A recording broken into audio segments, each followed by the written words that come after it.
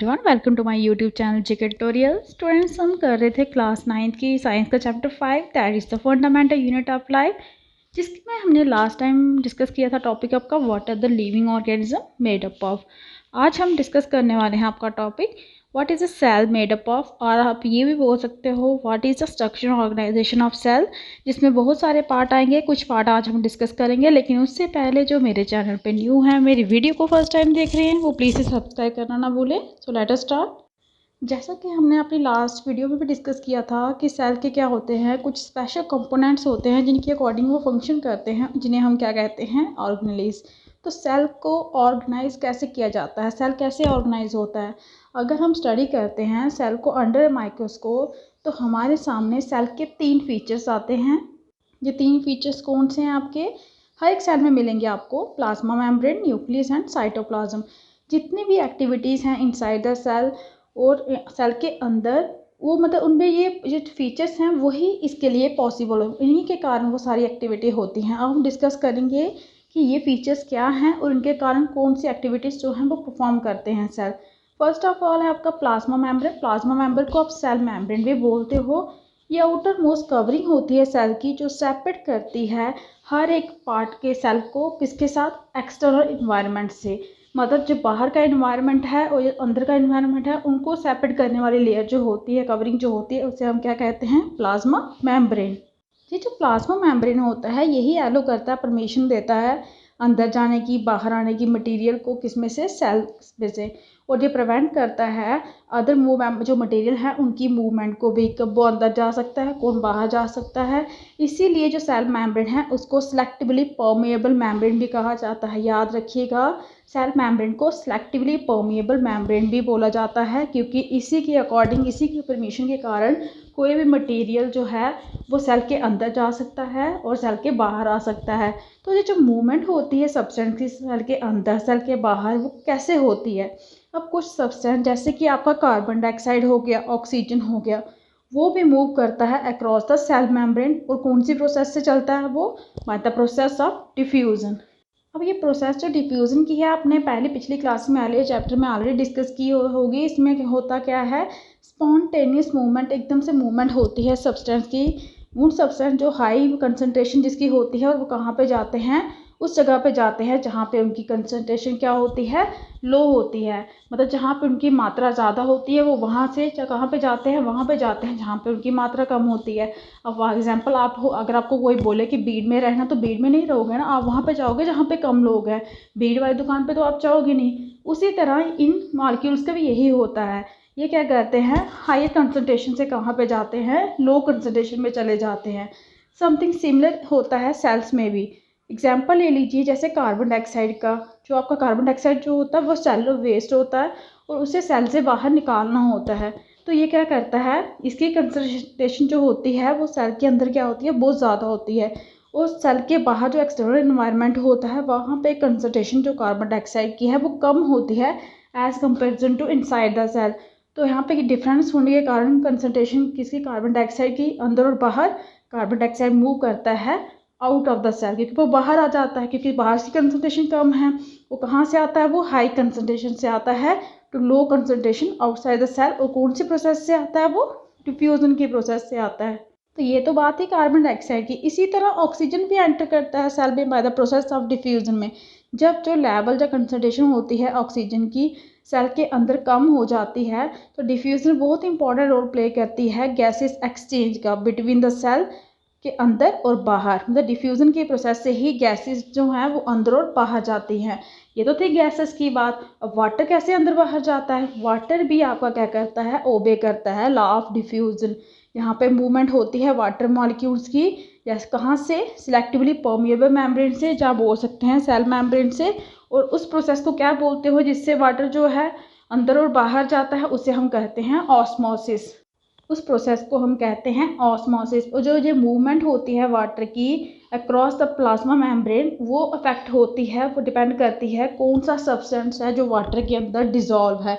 इसीलिए ऑस्मोसिस क्या होती है, एक पासेज होता है वाटर का आना और जाना हाई वाटर कंसनट्रेशन से। कहाँ से पास करना है, सिलेक्टिवली परमिएबल मेम्बर से बोल सकते हो, जो सेल मेम्ब्रेन से हाई कंसनट्रेशन से जाना है जहाँ पे वाटर की कंसनट्रेशन लो हो, ताकि इक्विलिब्रियम हो जाए। इक्विलिब्रियम मतलब बराबर, जितना पानी अंदर हो उतना ही पानी बाहर, क्योंकि सेल के अंदर इक्विलिब्रियम मेंटेन करना बहुत ज़रूरी होता है। क्या होगा अगर हम पुट करेंगे एनिमल सेल या plant cell solution of sugar और साल्ट सोल्यूशन में इन वाटर में, अगर हम किसी एनिमल सेल को या प्लांट सेल को अगर डिप कर दें किसमें, शुगर सोल्यूशन में या साल्ट सोल्यूशन ऑफ वाटर में, तो क्या होगा, 3 थिंग्स होंगी। यहाँ पे 3 थिंग्स होने के चांसेस हैं। सबसे पहले जो मीडियम है किसका, सराउंडिंग द सेल जो है उसकी में क्या होगा, हाइयर वाटर कंसंट्रेशन होगी, क्योंकि हम डिप कर रहे हैं सेल को वाटर के अंदर, ठीक है, सोल्यूशन ऑफ वाटर, जो साल्ट का है जो शुगर का जो भी है। तो बाहर सेल के क्या है, वाटर की कंसंट्रेशन ज़्यादा है। इसका मतलब कि बाहर जो सोल्यूशन है वो बहुत ही डाइल्यूट है, मीन्स पानी बहुत ज़्यादा है। तो सेल क्या करेगा, गेन करेगा वाटर उसके अंदर जाएगा by the process of osmosis. तो ऐसे सोल्यूशन को हम क्या बोलते हैं, हाइपोटोनिक सोल्यूशन। याद रखिए, जब बाहर से ज़्यादा पानी हो वो अंदर जाएगा सेल के अंदर, ठीक है, सेल ज़्यादा सोल्यूशन मतलब उसके अंदर चला जाएगा by the process of osmosis. तो उस सोल्यूशन को हम क्या बोलते हैं, हाइपोटोनिक सोल्यूशन। जो वाटर मॉलिक्यूल होते हैं वो फ्री होते हैं, वो पास कर सकते हैं कहाँ से, सेल मेम्ब्रेन से, बहुत डायरेक्शन में आना जाना, लेकिन ज़्यादा वाटर क्या जहाँ जाएगा, सेल के अंदर जाएगा। क्यों, क्योंकि ज़्यादा पानी अंदर है, बाहर है सॉरी, तो अंदर पानी कम है, तो जो ज़्यादा पानी है वो अंदर की साइड ही जाएगा, और नेट रिजल्ट क्या होगा, वाटर एंटर कर जाएगा सेल पे, और सेल क्या हो जाएगा, स्वेलअप हो जाएगा। आपको पता है जब किसी चीज़ के अंदर पानी बढ़ जाता है वो चीज़ क्या होती है, स्वेलअप कर जाती है। तो ये तो थी फर्स्ट मीडियम की बात। अगर सराउंडिंग में पानी ज़्यादा होगा तो वो सेल के अंदर कम होगा, लेकिन अगर मीडियम में सेम वाटर कंसंट्रेशन होगी जितनी कि सेल के अंदर है, तो कोई भी मूवमेंट नहीं होगी वाटर की, ना ही अंदर ना ही बाहर। ऐसे सोल्यूशन को हम बोलते हैं आइसोटोनिक सोल्यूशन। याद रखिए, जहाँ पे जब मूवमेंट नहीं होगी वाटर की अंदर ना बाहर, जब जितना वाटर अंदर होगा सेल के उतना ही बाहर होगा, तो ऐसे सोल्यूशन को हम बोलते हैं आइसोटोनिक सोल्यूशन। वाटर यहाँ पे क्रॉस करेगा सेल मेम्ब्रेन में दोनों डायरेक्शन में, वो अंदर भी जा सकता है बाहर भी जा सकता है, क्योंकि किसी साइड से ज़्यादा फ्लो होगा नहीं, जितना पानी अंदर है इतना ही पानी बाहर है, ठीक है। तो इसलिए ओवरऑल जो मूवमेंट होगी कोई नहीं होगी वाटर की, सेल जो है वो सेम साइज में रहेगा in second condition. Third case में है, अगर लोअर कंसंट्रेशन होगी वाटर की then the cell, means cell medium में क्या होगी, कंसंट्रेशन पानी की अगर बाहर कम होती है एज कंपेरिजन टू सेल, तो ये कंसनट्रेटेड सोल्यूशन हो जाएगा। सेल क्या करेगा, लूज़ करेगा वाटर ऑस्मोसिस से, क्योंकि सेल के बाहर पानी कम है, अब सेल के अंदर ज़्यादा पानी है, वो ज़्यादा पानी कहाँ पे आएगा, बाहर आएगा। कौन से प्रोसेस से आएगा, वो भी ऑस्मोसिस से आएगा। तो ऐसी कंडीशन को हम बोलते हैं hypertonic solution. Again water cross करेगा सेल मेम्ब्रेन में दोनों डायरेक्शन में, लेकिन इस टाइम पे ज़्यादा वाटर जो है वो सेल को लीव करेगा और उससे अंदर से बाहर आएगा। एंटर कम होगा, बाहर ज़्यादा आएगा, और इसीलिए पानी जब ज़्यादा बाहर आएगा तो सेल क्या करेगा, श्रिंक करेगा। इसलिए ऑस्मोसिस आपका स्पेशल केस होता है डिफ्यूज़न का, कहाँ से, सेलेक्टिवली परमेएबल मेम्ब्रेन से। अब हम ट्राई करते हैं, एक एक्टिविटी करते हैं, उसके थ्रू आप अच्छे से समझ जाएंगे कि इन चीज़ों का क्या मतलब है।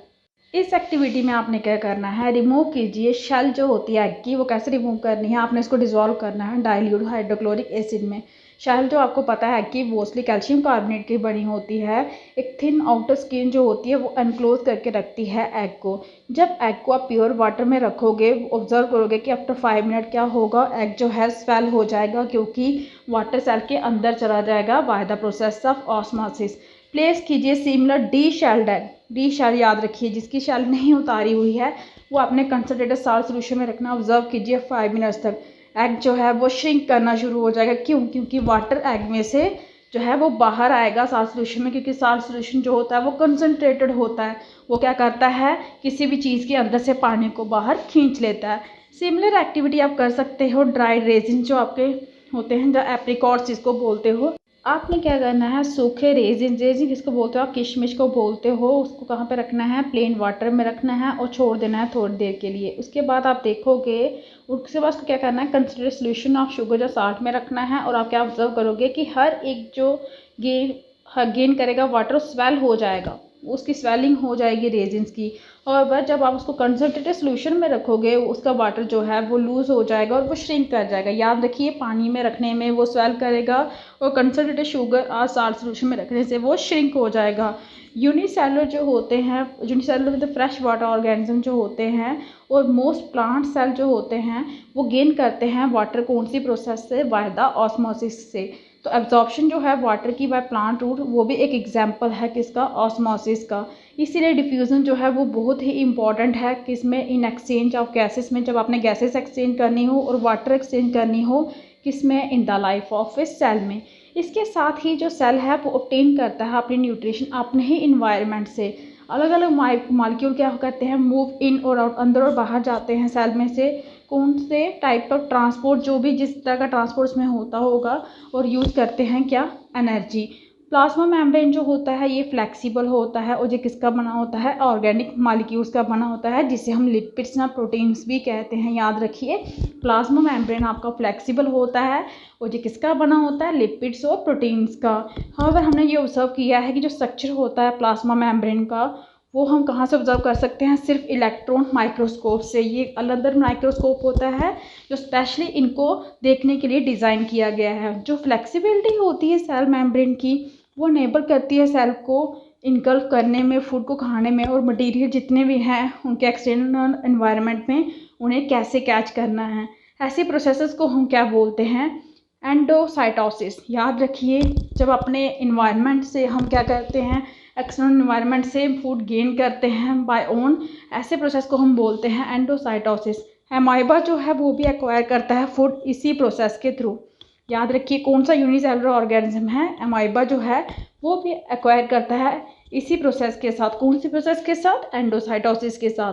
प्लाज्मा मेम्ब्रेन के बाद नेक्स्ट है आपका सेल वॉल। जो प्लांट्स होते हैं, प्लाज्मा मेम्ब्रेन के साथ साथ एक और रिजिड आउटर कवरिंग होती है, उसे हम क्या बोलते हैं, सेल वॉल। प्लांट सेल जो होता है वो मेनली किसका बना होता है, आपके सेलुलोज का बना होता है। और जैसे सेल वॉल होता है ये प्लाज्मा बाहर के और बाहर वाली साइड पे होता है। याद रखिए, प्लाज्मा मेम्ब्रेन के बाहर वाली जो लेयर होती है उसे हम सेल वॉल बोलते हैं। और सेलुलोज जो होता है आपका एक कॉम्प्लेक्स सब्सटेंस होता है जो प्रोवाइड करता है स्ट्रक्चर स्ट्रेंथ किसको, प्लांट्स को। जब भी लिविंग प्लांट जो है लिविंग प्लांट सेल है वो लूज करता है वाटर थ्रू द प्रोसेस मतलब ऑस्मोसिस के प्रोसेस से, तो श्रिंकेज होती है, जहाँ कॉन्ट्रैक्शन होती है किसकी, कंटेंट ऑफ दिस सेल की। तो वो कहाँ से होती है, वो कहाँ से किसके अवे होती है, away from the cell wall से दूर होती है। ये जो फिनोमिना है, ये जो प्रोसेस है, इसे हम कहते हैं प्लाज्मोलाइसिस। याद रखिए, जब लिविंग प्लांट सेल जो होता है लूज करता है water by the process of osmosis, तो जो श्रिंकेज होती है, जो कॉन्ट्रैक्शन होती है किसकी, content of the cell wall cell की, वो अवे होती है किससे, सेल वॉल से दूर होती है। ये फिनोमेना हमको क्या हम बोलते हैं, प्लाज्मोलाइसिस। हम ऑब्जर्व करेंगे इस फिनोमेना को कैसे ये परफॉर्म करेंगे। एक एक्टिविटी आपको यहाँ पे दी गई है। तो यहाँ पे आपको सेल वॉल की एक्टिविटी में क्या करने के लिए बोला गया है, आपको माउंट करना है, लपेटना है पील किसकी, रोयो लीफ होता है, एक प्लांट होता है, वाटर में कहाँ पे, स्लाइड पे, उस पर रखना उसको, और एग्जामिन करना है उसको, ऑब्जर्व करना है। एक पावर ऑफ हाई पावर होनी चाहिए माइक्रोस्कोप की, उसके अंदर उसको ऑब्जर्व करना है। नोट कीजिए कि जो स्मॉल ग्रीन ग्रैन्यूल्स उसके अंदर हैं, जिसे आप क्लोरोप्लास्ट कहते हैं, आप उनको देखना है। जो इनके अंदर ग्रीन पिगमेंट्स होते हैं, जो जिसको क्लोरोफिल कहते हैं, आपको उसको भी ऑब्जर्व करना है। एक स्ट्रॉन्ग सोल्यूशन जो है शुगर जो साल्ट का, वो माउंटेड वो लीफ के ऊपर जो है, स्लाइड के ऊपर जो माउंटेड लीफ है उसके ऊपर आपको डालना है। वेट कीजिए थोड़ी देर के बाद और ऑब्जर्व कीजिए उसको माइक्रोस्कोप के अंडर। तो आप क्या देखेंगे, क्या आपको कोई मतलब चेंज नोटिस हुआ उसमें। अब आपने क्या करना है, ये रोयो की लीव्स को बॉइलिंग वाटर में रखना है थोड़ी मिनट्स के लिए। उसके बाद क्या होगा, बॉइलिंग वाटर में जो सेल्स होते हैं ना वो डेड हो जाते हैं, किल हो जाते हैं। तो जो माउंट करना है वन लीफ, उसी में से बॉइलिंग वाटर में से निकाल के फिर से स्लाइड के ऊपर उसको ऑब्जर्व करना है माइक्रोस्कोप के अंडर। अब आपने एक स्ट्रॉन्ग सोल्यूशन फिर से डालना है शुगर या साल्ट का माउंटेड लीफ के ऊपर। तो वेट कीजिए थोड़ी देर के बाद, ऑब्जर्व कीजिए कि कुछ हुआ, क्या फाइंड किया आपने, क्या प्लाज्मोलाइसिस जो हम प्रोसेस डिस्कस कर रहे थे वो क्या यहाँ पे हुई। तो इस एक्टिविटी से हमें क्या इन्फॉर्मेशन मिलती है कि यहाँ पे ये अपेयर हुआ कि सिर्फ लिविंग सेल ही, डेड सेल नहीं, सिर्फ ओनली लिविंग सेल ही हैं जो एबल हैं एब्जॉर्ब करते हैं water by the process of osmosis. Dead cell कैसे एब्जॉर्ब करेंगे, लिविंग सेल ही ओनली एब्जॉर्ब करते हैं वाटर, कौन सी प्रोसेस से, ऑस्मोसिस की प्रोसेस से। सेल वॉल जो है वो परमिट करता है सेल किसके, प्लांट के, फंगई के, बैक्टीरिया के, कि उनका विद स्टैंड हो, चाहे वो डाइल्यूट एक्सटर्नल मीडिया जितना मर्जी डाइल्यूट हो, मतलब जितना मर्जी वाटर में डालो, लेकिन उनको क्या होता है, वो बर्स्ट नहीं करते वाटर के अंदर, क्योंकि जो सेल वॉल है उसके अंदर जो सेल हैं वो एब्जॉर्ब कर लेते हैं वाटर को अपने अंदर। ये जो मीडिया है सेल का, ये क्या करता है, उन्हें हेल्प करता है tend to take up water by osmosis. वो by the process of osmosis पानी को अपने अंदर लेते हैं, और जो सेल है वो स्वेल कर देता है। और जो बिल्डिंग, उसके कारण क्या होता है, प्रेशर बनता है सेल वॉल के, और सेल के अंदर किसके अगेंस्ट, सेल वॉल के अगेंस्ट। वो जो सेल वॉल है वो भी एक्सर्ट करता है इक्वल प्रेशर किसके अगेंस्ट, स्वॉलन सेल के अगेंस्ट। मतलब स्वेलिंग तो सेल के अंदर ही हो रही है, और सेल वॉल जो होता है वो आउटर लेयरिंग में होता है, तो दोनों के बीच में क्या हो रहा है, एक प्रेशर बन रहा है। तो इन्हीं बॉल्स के कारण जो सेल्स हैं वो विद स्टैंड मीन्स एग्जिस्ट कर सकते हैं, चाहे जितने सारे चेंजेस हो जाए सराउंडिंग मीडियम में। किसके कंपैरिजन में, एनिमल सेल्स के कंपैरिजन में। हाँ, ये हम प्लांट सेल की बात कर रहे हैं, एनिमल सेल की नहीं है। प्लांट सेल जो हैं वो एग्जिस्ट कर जाते हैं किसी भी, मतलब सराउंडिंग जैसी भी हो, चाहे जितने मर्जी चेंजेस आए उनके अकॉर्डिंग वो चेंज मतलब एडजस्ट कर लेते हैं। फर्स्ट आपका प्लाज्मा मेम्ब्रेन, फिर सेल वॉल आया, अब आपका आ गया न्यूक्लियस। तो आपको याद होगा जब हमने टेम्परेरी माउंट ली थी ओनियन पील की, जो हमने प्रिपेयर की थी, जिस पर हमने आयोडीन सोल्यूशन डाला था पील में, क्यों डाला था, क्या देखा था अपने वहाँ पे। अगर हम ट्राई करेंगे ऑब्जर्व करने के पील विदाउट आयोडीन सोल्यूशन डालने बिना, अगर हम उसको ऑब्जर्व करेंगे, कोशिश कीजिए क्या आपको कोई डिफरेंस मिलती है। अगर आप आयोडीन सोल्यूशन ना डालें उस पील पे, उसको ऑब्जर्व करें अंडर माइक्रोस्कोप, तो क्या आपको कोई चेंजेस दिखते हैं। फिर से आप पुट कीजिए आयोडीन सोल्यूशन उस पील पे, आप उसको फिर देखिए कि हर एक सेल जो होगा, इस तरह से आयोडीन सोल्यूशन डालना है कि जो हर एक सेल है उस पील के अंदर वो कलर्ड होना चाहिए। उस केमिकल कंपोजिशन के अकॉर्डिंग जो अलग अलग रीजन्स हैं सेल के, वो अलग अलग कलर्ड होते हैं। मतलब उनका कलर जो है वो अलग अलग, सारे सभी सेम कलर नहीं आते उसमें आयोडीन सोल्यूशन डालने पे। कुछ रीजन जो होते हैं वो डार्कर होते हैं, दूसरे रीजन से उनका कलर डार्क लगता है। और आयोडीन सोल्यूशन के बजाय हम सैफरन सोल्यूशन भी डाल सकते हैं, मिथ्रीन ब्लू सोल्यूशन भी डाल सकते हैं सेल्स के ऊपर, और ऑब्जर्व करना है सेल किसके, ओनियन पील के। चलिए ऑब्जर्व करते हैं सेल हमारी अपनी बॉडी के। ओनियन पील की तो बात हो गई, अब हम अपने सेल के बारे में ऑब्जर्व करते हैं कि ह्यूमन बॉडी के जो सेल होते हैं वो कैसे होते हैं। तो इसके लिए आपको यहाँ पे एक एक्टिविटी दी गई है, आप एक ग्लास लाई लीजिए, उस पर ड्रॉप डालिए वाटर की, फिर आप आइसक्रीम स्पून हो सकता है जो भी आपको मिल जाए, उससे आपने क्या करना है, जेंटली स्क्रैप करना है आपके चीक गालों के अंदर का जो सरफेस है उसको क्या करना है, स्क्रैप करना है। तो जब आप स्क्रैप करोगे तो आप देखना है कि क्या कोई मटेरियल उस पर स्टक हुआ स्पून पे, तो हेल्प ऑफ ए नीडल लेके आप उसको ट्रांसफ़र कीजिए मटेरियल को, स्प्रेड फैलाइए उसको कहाँ पे, ग्लास स्लाइड पे ऊपर, और मतलब जो ग्लास स्लाइड आपने पहले ही रेडी रखी थी उसके ऊपर आपने इसको फैलाना है। अब कलर कीजिए मटेरियल को, आप ड्रॉप डाल सकते हैं मिथिलीन की, ब्लू सोल्यूशन की, ठीक है। तो मटेरियल जो है आपका रेडी हो गया है, किसके लिए, ऑब्जर्वेशन के लिए। अब ऑब्जर्वेशन कहाँ पे करेंगे हम, अंडर द माइक्रोस्कोप। ये मत भूलिएगा कि कवर स्लिप से इसको कवर ज़रूर करके रखिएगा। और अब आप क्या ऑब्जर्व करेंगे, तो शेप होती है सेल की वो कैसी है, उसी आप ऑब्जर्वेशन शीट पे ड्रा कर सकते हैं उसकी कि उसकी शेप कैसी है। क्या उसकी शेप जो है वो डार्कली कलर्ड है, सफेरिकल है और ओवल एग लाइक है, या डॉटाइड स्ट्रक्चर है उसके सेंटर में। ये जो स्ट्रक्चर होता है जो सेंटर में होता है सेल के, उसे हम क्या कहते हैं, न्यूक्लियस कहते हैं। क्या सेम स्ट्रक्चर है हमारे ह्यूमन सेल का, जैसे कि ओनियन पील का सेल होता है। तो जो न्यूक्लियस होता है ये डबल लेयर कवरिंग होती है, जिसे क्या कहते हैं, न्यूक्लियर मेम्ब्रेन। न्यूक्लियस के बाहर क्या होती है, डबल लेयर कवरिंग होती है, जिसे किसकी डबल लेयर कवरिंग होती है, न्यूक्लियर मेम्ब्रेन। तो न्यूक्लियर मेम्ब्रेन होता है उसके अंदर पोर्स होते हैं जो एलो करते हैं ट्रांसफ़र मटेरियल का इनसाइड से न्यूक्लियस के अंदर से बाहर तक। बाहर मतलब बाहर कहाँ के, बाहर क्या होता है, साइटोप्लाज्म होता है, जो अभी हम डिस्कस करेंगे। मीन्स न्यूक्लियस के इनसाइड से साइटोप्लाज्म तक मटेरियल को क्या करती है, ये न्यूक्लियर मेम्ब्रेन ट्रांसफ़र करती है मटेरियल। तो जो न्यूक्लियस होता है उसके अंदर होते हैं क्रोमोसोम, जो विजिबल होते हैं और रॉड शेप स्ट्रक्चर की तरह दिखते हैं, लेकिन दिखते कब हैं, जब ये सेल क्या होता है, डिवाइड होता है, उस टाइम पे हमें ये इनके स्ट्रक्चर दिखते हैं क्रोमोसोम के। क्रोमोसोम के अंदर इंफॉर्मेशन होती है हमारे करैक्टर जो हमारे पेरेंट्स से हमारे अंदर आए हैं, और कौन सी फॉर्म में होती है, डीएनए की फॉर्म में। डीएनए की फुल फॉर्म क्या होती है, डीऑक्सी न्यूक्लिक एसिड। याद रखिएगा, what is the full form of DNA, deoxy nucleic acid. तो क्रोमोसोम जो हैं वो किसके बने होते हैं, डीएनए और प्रोटीन के बने होते हैं। डीएनए मॉलिक्यूल्स के अंदर क्या होती है, इंफॉर्मेशन जितनी भी ज़रूरी होती है कंस्ट्रक्टिंग और ऑर्गेनाइजिंग सेल की, वो सब इसके अंदर होती है। जो फंक्शन करने वाले सेगमेंट होती हैं डीएनए की, उसे हम कहते हैं जीन्स। मीन्स डीएनए के अंदर कौन पर फंक्शन परफॉर्म करता है, आपके जीन्स जो होते हैं वो डीएनए के अंदर फंक्शन परफॉर्म करते हैं। इन सेल के अंदर जो डिवाइड नहीं हुआ है, ये डीएनए प्रेजेंट क्या होता है, किस फॉर्म में, क्रोमेटिन मटेरियल की फॉर्म में। याद रखिए, जो सेल डिवाइड नहीं हुआ होता वहाँ पे डीएनए प्रेजेंट होता है क्रोमेटिन मटेरियल की फॉर्म में। जो क्रोमेटिन मटेरियल होता है ये विजिबल होता है, इसका इंटेंगल मास होता है, जैसे थ्रेड लाइट धागे की तरह इसका स्ट्रक्चर होता है। इसका क्रोमेटिन का जो स्ट्रक्चर है वो थ्रेड की तरह होता है। जब सेल डिवाइड होता है तो क्रोमेटिन मटेरियल जो होता है वो ऑर्गेनाइज हो जाता है और क्या बन जाते हैं, आपके क्रोमोसोम बन जाते हैं। याद रखिए, मैंने पहले भी बताया क्रोमोसोम का स्ट्रक्चर हम तभी देख सकते हैं जब हम सेल डिवाइड करते हैं। और क्रोमोसोम कहाँ से बनता है, क्रोमेटिन से ही बनता है जब सेल डिवाइड होता है। न्यूक्लियस जो होता है वो प्ले करता है सेंट्रल रोल सेल की रिप्रोडक्शन में।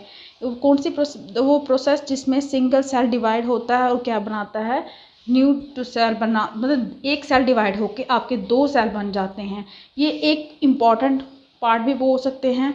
अलॉन्ग विद द इन्वायरमेंट ये डिटरमाइन करता है कि कैसे सेल जो है वो डेवलप होगा, कौन सी फॉर्म जो है वो इसकी एग्जिबिट करेगी मैच्योरिटी में। क्योंकि मैच्योरिटी तभी होगी किसी भी चीज़ की जब उसके सेल डिवाइड होकर उसके सेल का नंबर जो है वो इंक्रीज़ हो जाएगा।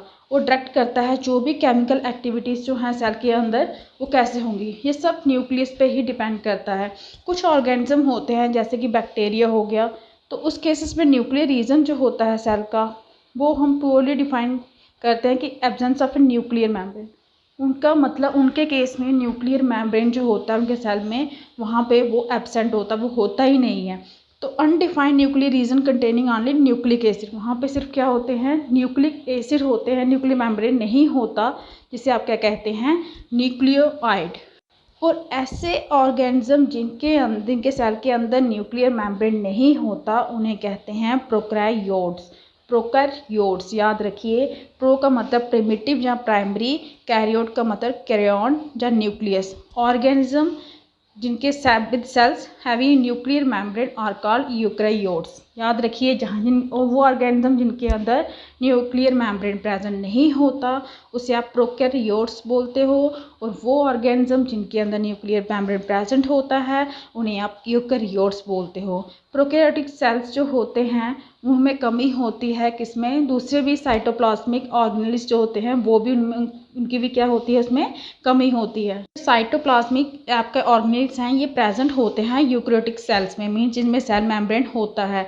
बहुत सारे फंक्शन होते हैं ऐसे ऑर्गेनेल्स के जो परफॉर्म करते हैं पुअरली ऑर्गेनाइज पार्ट किसके, साइटोप्लाज्म के, जिसके बारे में हम अभी डिस्कस करेंगे।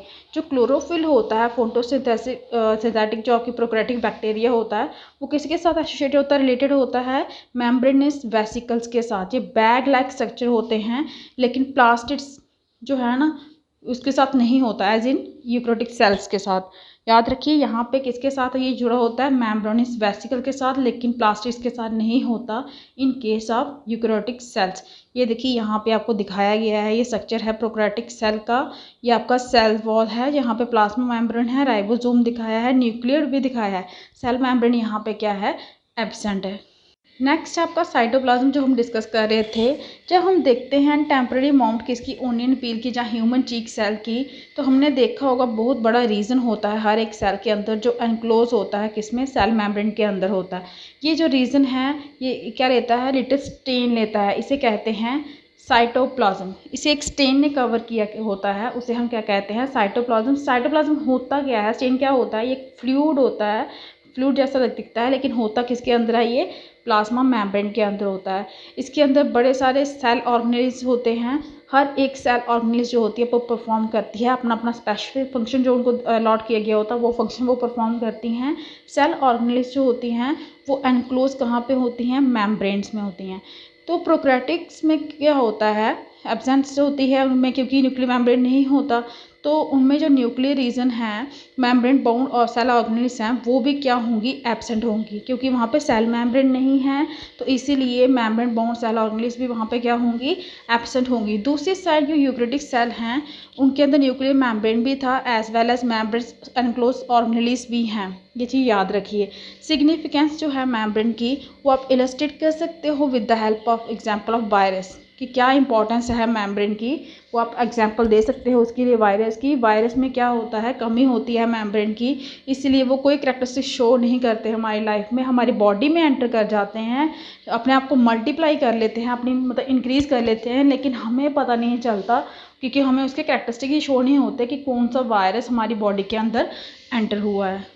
तो ये थे हमारे आज के पार्ट जो हमने किए, प्लाज्मा मेम्ब्रेन और सेल मेम्ब्रेन बोल सकते हैं आप, न्यूक्लियस, सेल वॉल और साइटोप्लाज्म। और भी पार्ट हैं अभी सेल वॉल वगैरह, तो वो हम अपनी नेक्स्ट वीडियो में डिस्कस करेंगे। आज के लिए इतना ही। अगर आपको मेरी वीडियो अच्छी लगी हो तो प्लीज़ इसे लाइक कीजिए, शेयर कीजिए और चैनल को सब्सक्राइब कीजिए, ताकि जो आप मेरी लेटेस्ट वीडियो हैं वो आपको टाइम टू टाइम मिलती रहें। Thank you.